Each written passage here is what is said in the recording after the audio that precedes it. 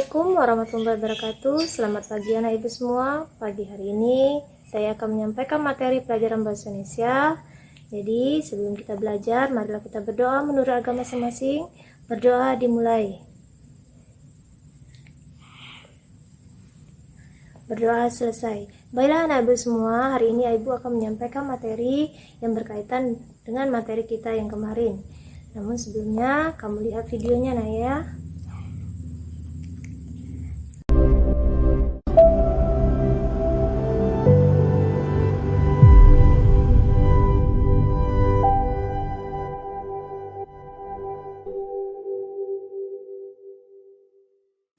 Baiklah anak ibu semua, pada hari ini kita masuk bagian bab 3 sesuai dengan materi yang sudah kita pelajari sebelumnya, yakni menyimpulkan teks prosedur. Jadi pada materi sebelumnya kita sudah bahas bagaimana cara kita untuk menyimpulkan teks prosedur. Jadi saya akan menjelaskan sedikit bagaimana cara menyimpulkan teks prosedur. Yang pertama sekali, yakni kita harus membaca dan memahami dari teks tersebut dan menemukan informasi dari masing-masing poin yang ada di dalam teks tersebut. Setelah itu, setelah kita menemukan informasinya, kita mampu merangkai informasi tersebut menjadi beberapa paragraf. Jadi itu merupakan bagian materi yang sudah kita bahas sebelumnya.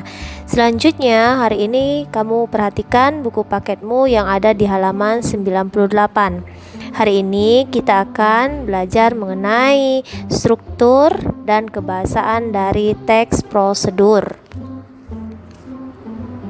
Adapun tujuan pembelajaran kita pada hari ini, yakni kamu mampu menelaah struktur dan kebahasaan yang terdapat pada teks prosedur. Sebelum kita membahas bentuk kebahasaan yang terdapat pada teks prosedur, kamu harus tahu terlebih dahulu struktur dari teks prosedur itu. Yang pertama itu adalah tujuan, yang kedua alat dan bahan. Jadi untuk bagian alat dan bahan ini lebih menuju kepada jenis cara membuat, cara membuat atau mengolah sesuatu. Selanjutnya yang ketiga ada berupa langkah-langkah atau tahapan dalam melakukan sesuatu, dan yang keempat itu adalah penutup. Setelah ibu menyebutkan bagian struktur teks prosedur tadi, saya akan menjelaskan satu persatu dari bagian struktur itu. Yang pertama itu yakni tujuan. Tujuan itu berupa pengantar umum sebagai penanda apa yang akan dibuat atau dilakukan seseorang, dan juga motivasi atau dorongan dalam melakukannya. Sekarang coba kamu perhatikan tujuan dari yang saya jelaskan tadi. Jadi kamu bisa memperhatikan di bagian bukumu halaman 98 itu ada sebuah menu sarapan pagi, yakni bubur Manado. Jadi di situ ada pengantar umum apa yang akan dibuat seseorang, yakni membuat menu sarapan pagi, yakni bubur Manado. Selanjutnya di bagian tujuan itu ada bentuk kata motivasi atau dorongan seseorang untuk membuat bubur Manado tersebut, yakni menjelaskan bahwasannya sarapan tersebut merupakan sarapan yang sehat dan juga kaya akan serat. Selanjutnya juga memiliki keanekaragaman warna dengan adanya bahan atau alat yakni singkong dan ubi dan juga memiliki kaya akan gizi. Kemudian bagian yang kedua yakni bahan dan alat. Jadi bahan dan alat ini biasanya ada bentuk rincian penggunaan bahan dan alat yang digunakan dengan ukuran yang akurat. Jadi kalau untuk penggunaan bahan dan alat ini, seperti yang ibu jelaskan sebelumnya, bahwasanya bahan dan alat ini dia lebih condong ke bagian cara membuat. Jadi jenis cara membuat sesuatu. Jadi harus menggunakan bahan dan alat. Adapun perbedaan antara bahan dan alat, yakni Kalau bahan itu merupakan barang atau benda yang menjadi bahan utama dan pendukung sebuah proses kegiatan membuat sesuatu.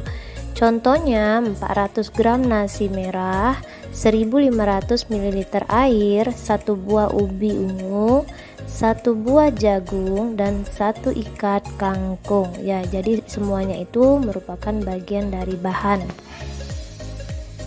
Selanjutnya kalau alat, yakni benda yang dipakai untuk mengerjakan sesuatu. Ya, jadi benda yang dipakai untuk mengerjakan sesuatu itu diantaranya contohnya itu wajan, pisau, telenan, spatula, dan lain-lain. Selanjutnya yang ketiga yakni langkah-langkah. Jadi di bagian langkah-langkah ini berisi langkah seseorang dalam melakukan sesuatu dengan urut secara bertahap. Adapun langkah-langkah kita dalam membuat bubur Manado, kamu bisa memperhatikan buku kamu yang ada di halaman 98. Ada beberapa langkah atau tahapan yang dilakukan seseorang dalam membuat sebuah bubur Manado. Yakni pertama, masukkan air, beras, serai, daun salam, jahe, dan lengkuas, aduk. Lalu tambahkan garam, lada, serta gula, aduk kembali hingga hampir mendidih. Yang kedua, setelah hampir mendidih, masukkan singkong, ubi kuning, labu kuning, aduk masak kembali selama 1 jam. Dan yang ketiga, setelah hampir matang, masukkan bahan sayuran, masak kembali hingga semua bahan matang. Jadi dapat disajikan dengan hidangan pendamping. Kemudian yang terakhir adalah penutup.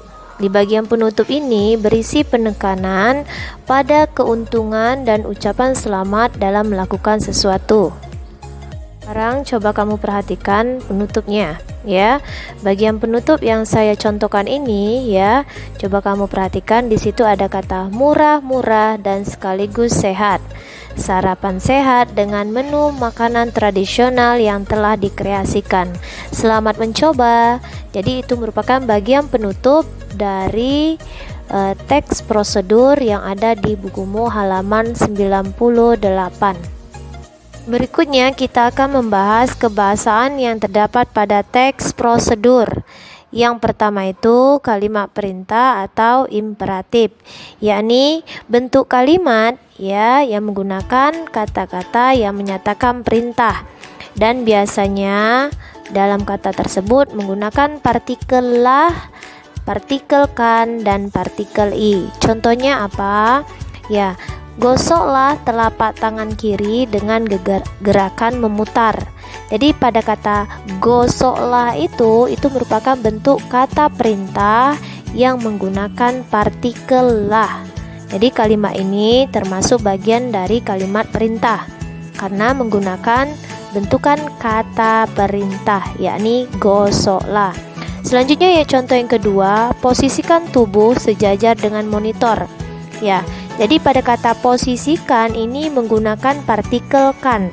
Jadi di sini ya juga merupakan bentuk kalimat perintah, menyuruh seseorang untuk memposisikan tubuhnya agar sejajar dengan monitor. Dan yang terakhir itu yang ketiga, basahi tangan hingga pergelangan tangan. Jadi kalimat ini juga menggunakan kata perintah, yakni kata basahi.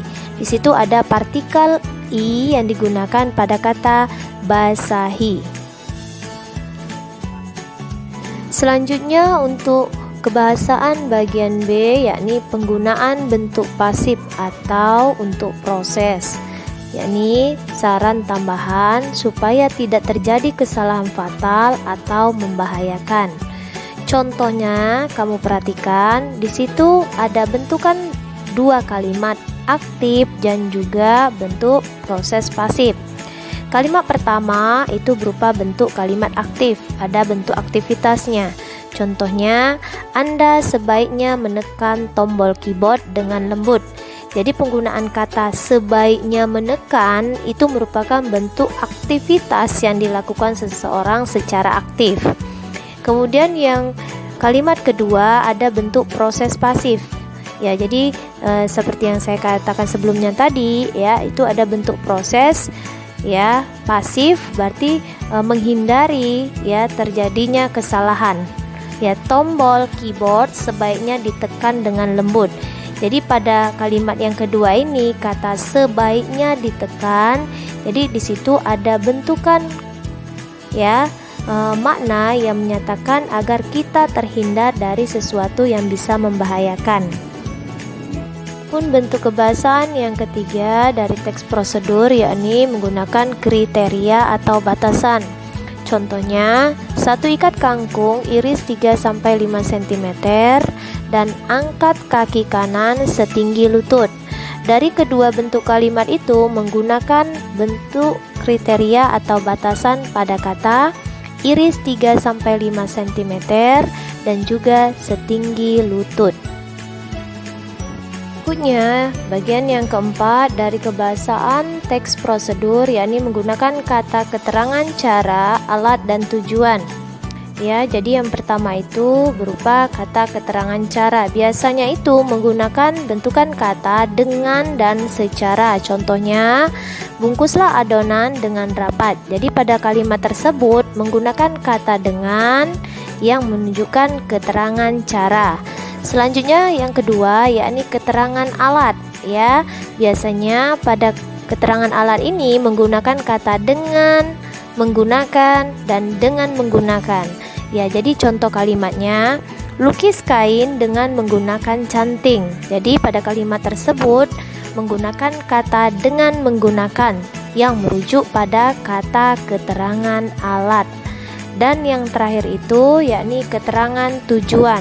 Ya, biasanya pada kata keterangan tujuan ini menggunakan bentukan kata untuk, supaya, dan agar. Contoh kalimatnya, gunakan handuk untuk menutup keran. Jadi pada kata untuk ya dalam kalimat tersebut merupakan bentuk kata keterangan tujuan. Selanjutnya yang kelima yakni penggunaan kalimat saran dan juga kalimat larangan. Jadi kalau kalimat saran itu yakni kalimat yang selalu menggunakan kata seharusnya dan juga sebaiknya. Contohnya, sebaiknya jangan ambil kain yang permukaannya kasar. Jadi pada kata sebaiknya itu merupakan bentuk dari kalimat saran. Ya. Selanjutnya yang kedua berupa kalimat larangan yang biasanya itu menggunakan kata jangan, tidak boleh, jauhi, dan hindari. Contohnya, hindari menyalakan kompor kalau tidak digunakan. Jadi pada kata hindari dalam kalimat tersebut merupakan bentuk kalimat larangan. Selanjutnya yang terakhir yakni penggunaan kata penghubung, pelesapan, dan juga kata acuan. Kata penghubung atau yang disebut dengan istilah konjungsi yakni kata penghubung yang menyatakan urutan kegiatan. Ya, jadi contoh kata-kata yang sering kita lihat atau sering kita jumpai pada bagian teks prosedur yakni kata seperti, dan, lalu, kemudian, setelah itu, dan selanjutnya. Selanjutnya yang terakhir yakni bentuk kata pelesapan dan acuan. Jadi kata pelesapan itu merupakan penghilangan bagian tertentu yang sama dan sudah disebutkan sebelumnya. Jadi pelesapan ini biasanya terletak pada kalimat majemuk rapatan atau gabungan beberapa kalimat tunggal yang karena subjek, predikat, dan objeknya sama sehingga bagian yang sama itu tidak perlu disebutkan kembali. Jadi disebutkan hanya sekali saja. Selanjutnya, kata acuan merupakan kata ganti yang digunakan agar tidak terlalu panjang. Jadi, kamu perhatikan contohnya ya, Nak ya. Selanjutnya, untuk bentuk kata acuan atau kata ganti pada contoh kalimat tersebut ya, menggunakan bentukan kata benda. Ya, jadi pada kalimat awal ya dan juga kalimat yang kedua kamu perhatikan ya, di situ ada bentukan kata benda di bagian awal yakni kata sepatu. Tentunya di bagian kalimat kedua tersebut ya ada menggantikan posisi dari benda yang di bagian awal yakni kata sepatu tadi. Jadi apa yang disemir di bagian kalimat kedua yakni kata sepatu. Jadi tidak perlu ditulis kembali bentuk kata benda yang telah ada di bagian awal. Itulah yang dikatakan bentukan kata acuan. Adapun kesimpulan materi yang saya bahas pada hari ini, yang pertama itu yakni tentang struktur pada teks prosedur itu ada 4. Yang pertama itu berupa tujuan, kedua alat atau bahan, ketiga langkah-langkah, dan juga yang terakhir penutup. Selanjutnya yang kedua, kebahasaan yang terdapat pada teks prosedur yakni yang pertama menggunakan kalimat perintah atau imperatif, yang kedua menggunakan bentuk pasif yang menjelaskan proses, yang kedua memiliki kriteria atau batasan, yang keempat menggunakan kata keterangan cara, alat, dan tujuan, yang selanjutnya menggunakan kalimat saran dan larangan, dan yang terakhir menggunakan kata penghubung, pelesapan, dan kata acuan. Sekarang coba kamu kerjakan latihan yang ada di buku LKS Mandirimu halaman 59 sampai dengan 60 dari nomor 15 sampai dengan 25 berupa latihan pilihan berganda. Jadi kerjakan di buku latihanmu ya nak ya. Demikianlah materi yang Ibu sampaikan pada hari ini. Semoga bermanfaat bagi kalian semua. Jadi untuk pertemuan minggu depan kalian akan belajar mengenai teks observasi. Jadi ingat nak ya, baca buku di rumah. Semangat dalam belajar dan selalu jaga kesehatan. Selamat pagi semua.